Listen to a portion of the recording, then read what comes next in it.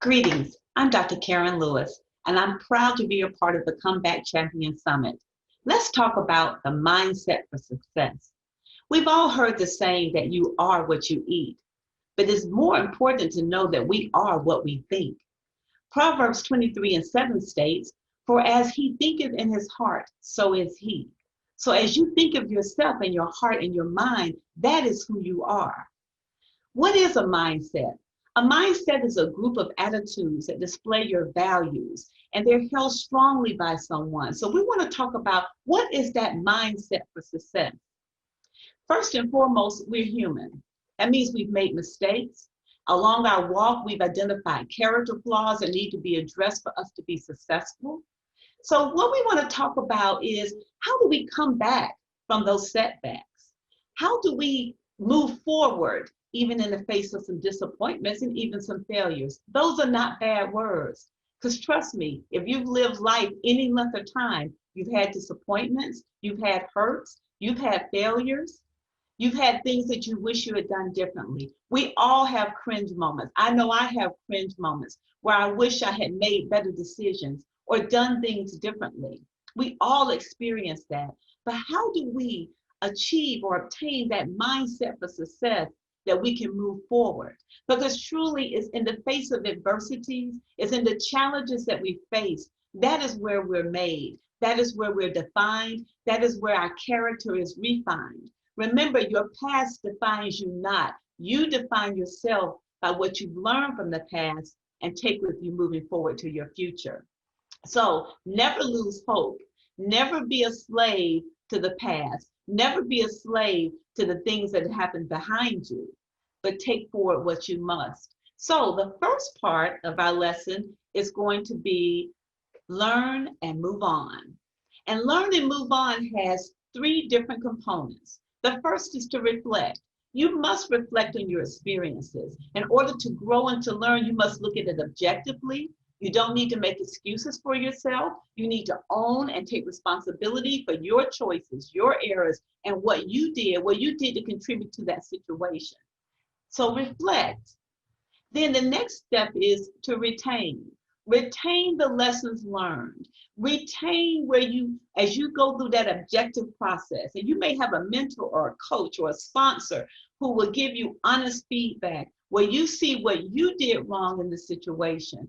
Own it through the reflection. Retain what it means going forward. What are my lessons learned? Will I not engage with this kind of person? Will I be tighter with my communications? Will I be tighter with my choices? Is it financial? Is it emotional? Whatever that it is, write down the lessons that you've learned that you're going to take forward, that are going to redefine and perfect you so that you will not make that same mistake again. Notice I did not say you will not make any mistakes, but you won't make that mistake again. So reflect, retain, and then you must release.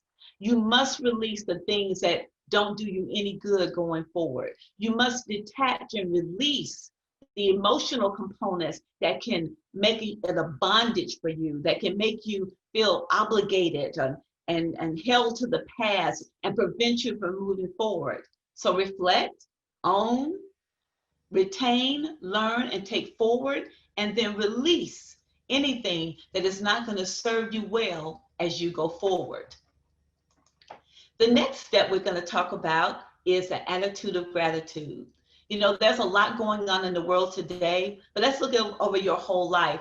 There's a lot of things that have happened in your life, some big things, some small things, some good things, some bad things, some victories, some defeats, some disappointments, some yeses, and some nos.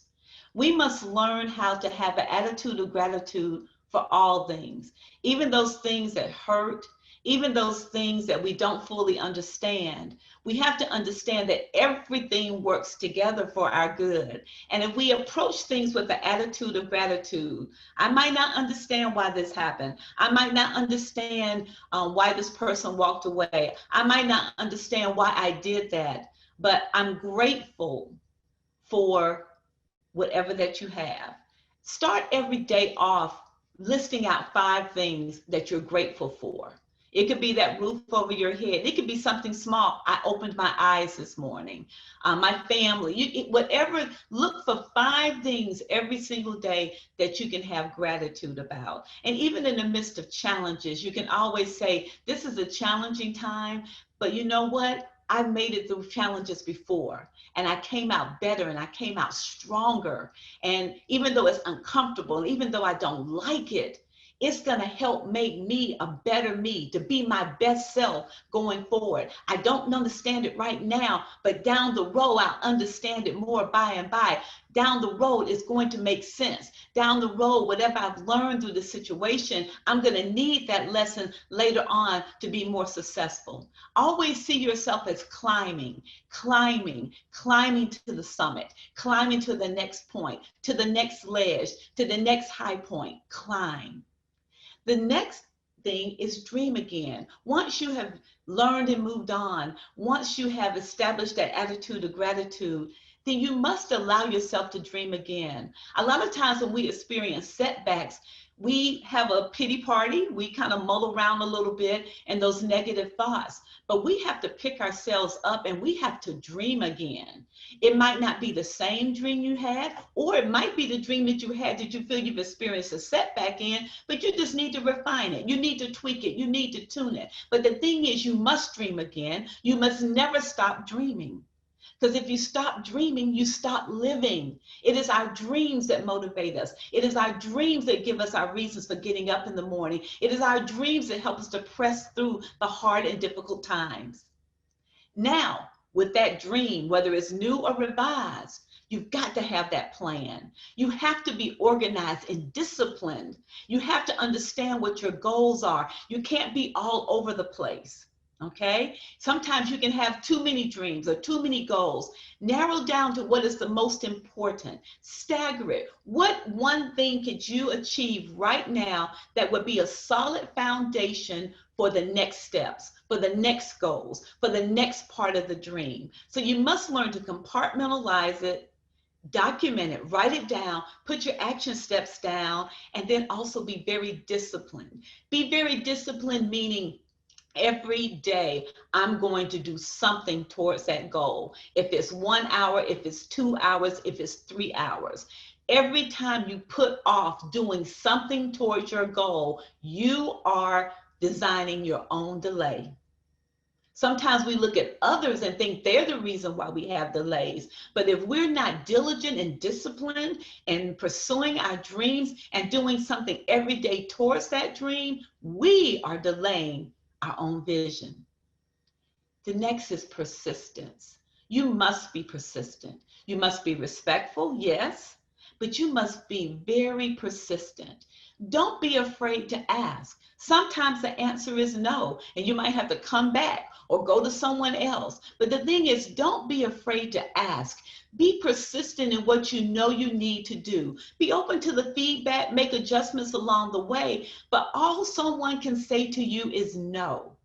And no is not a bad thing. I remember I was in a long job search for about 18 months. And I had the degrees, I had everything that I felt I needed to make me this excellent candidate. But you know, it took 38 applications. And because it wasn't where I was supposed to be. I was a finalist in a few searches, and my ego took a hit for a minute. All of our egos take a hit. But when I stepped back and surrendered that whole situation and said, I'm just gonna keep plugging along until the right thing comes along, because the bottom line was I didn't want just any job, just like you don't want just any result. You want the job, or you want the success, you want the business, you want the outcomes that you have in your dream and your plan, not just anything. So once I rested and settled, and then every day I was sending off an application, every day I was responding, every day. At the end, I ended up with 2 offers, okay? At the end, I ended up with the best choice for me, but I stayed persistent.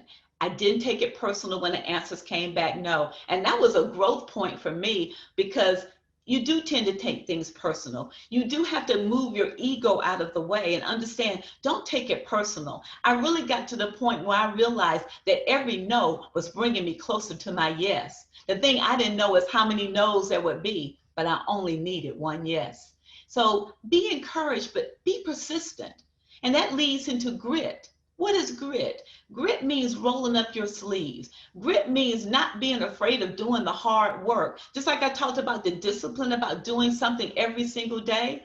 Sometimes grit means that you don't do that pleasure thing you had planned to do while you're pursuing your dream, that you stay in that grind, that you don't give up, that you make sacrifices. You're not afraid of the hard work. You're not looking for someone to give you a handout. You've got your sleeves rolled up. You're closely connected with your dream. You're closely connected with your responsibilities. And every day you pour everything you have into that. Yes, you have to have balance, family, and other responsibilities. But grit means that you dig in deep when it gets tough. You dig in deep. You don't give up. And yes, there are times you have to pause and step back to be your best self, but you don't stay there. You push right back in. You keep pushing. You keep grinding. You keep believing in that dream and pushing.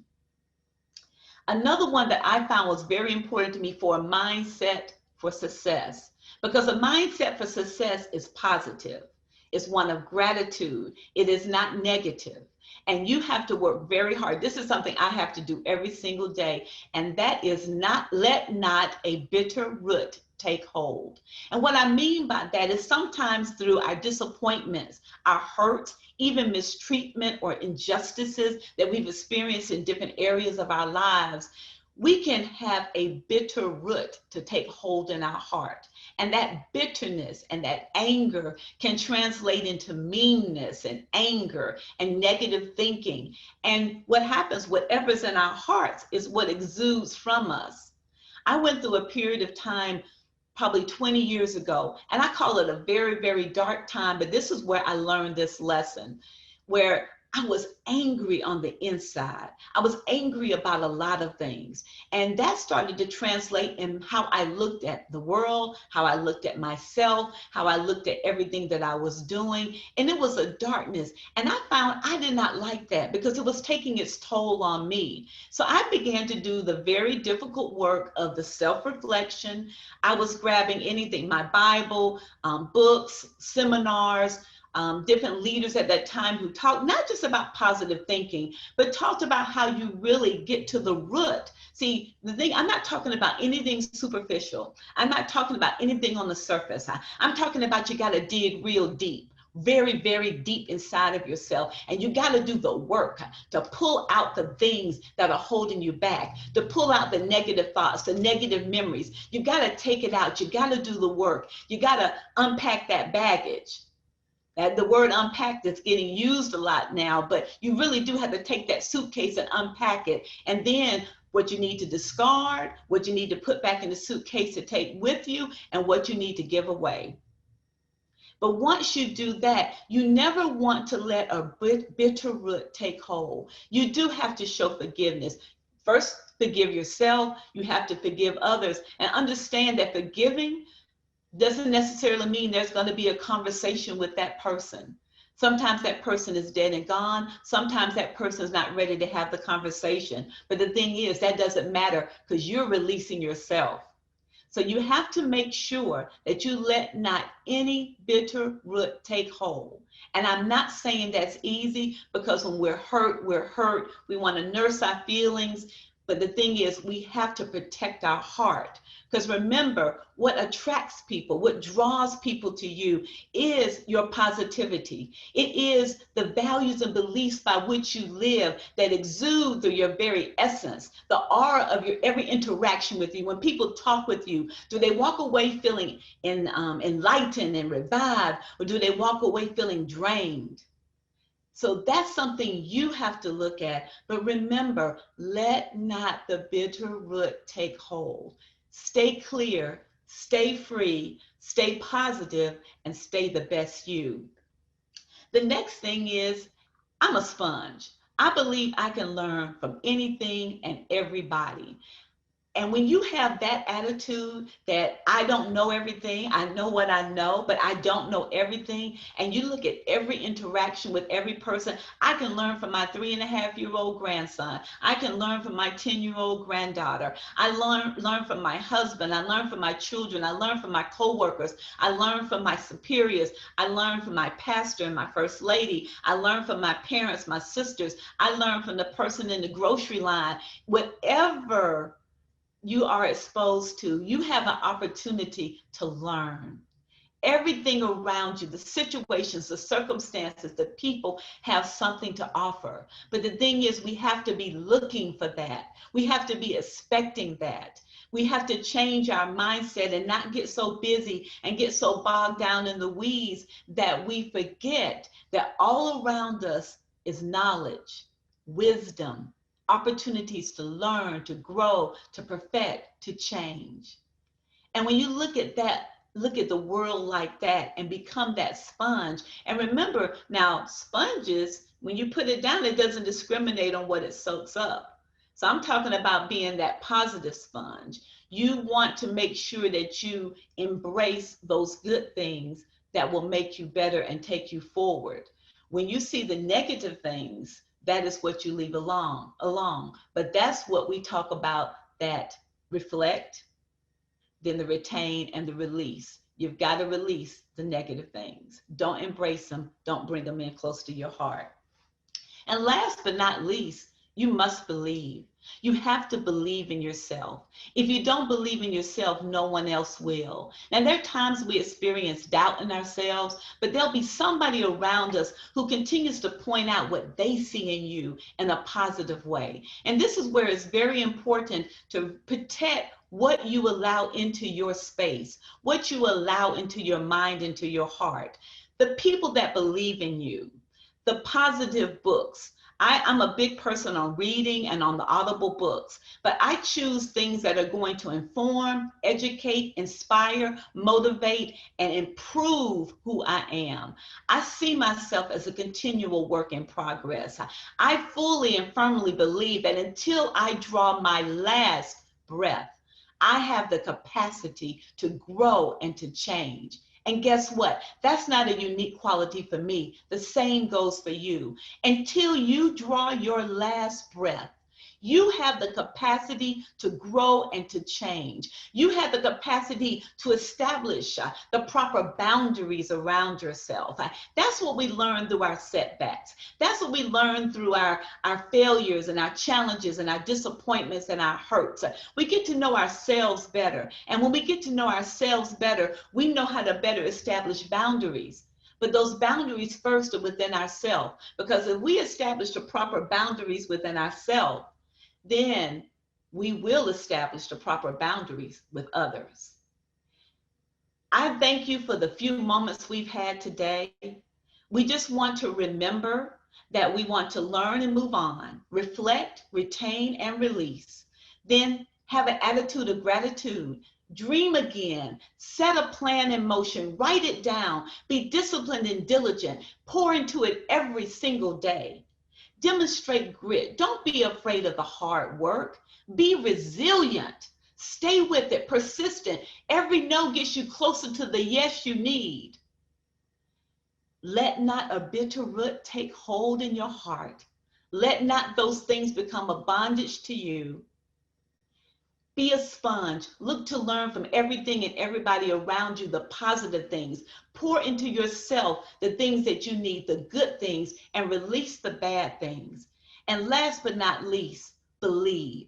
Believe in yourself, believe in your dream, and be open to making changes as you need to go. Establish the boundaries you need around you to always nurture yourself and your spirit, that you can fulfill the dream and the purpose that God has for you.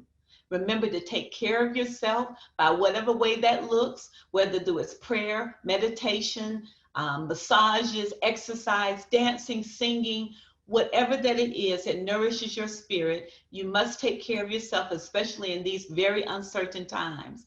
But always remember, until you draw your last breath, you have the capacity to grow and to change. My name is Dr. Karen Lewis. I am a comeback champion. You are a comeback champion. Today is our January 1st. And just remember, you are a comeback champion.